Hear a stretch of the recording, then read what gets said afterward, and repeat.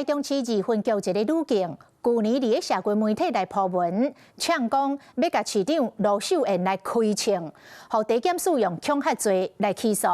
伊的爸爸今仔日透过律师来发言，讲查囝是因为互单位长期霸凌孤立，才会致使身心崩盘。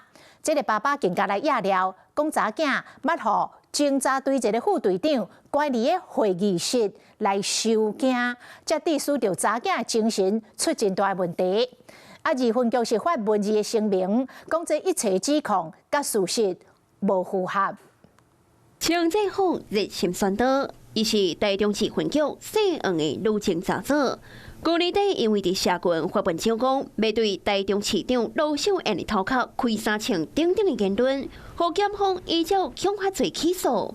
如今因老爸头一届透过律师发言，王爸爸首先为查囝不当发言来回释咧。当时也料讲，查囝是因为去互单位长期霸凌个孤立，身心灵未堪接。查囝执行公务时出车祸，二分局竟认定处理。更加要了查囝捌伫2025年10月7日，去互侦查队洗缺的副队长关入去会议室内底受惊，才会致使查囝志在未调。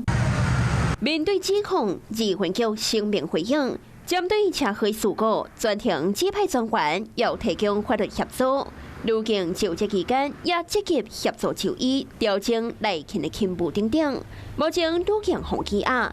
王爸爸表示，愿意接受法律判决，敢若希望查囝的案件会当换来警察体系对职业安全的重视。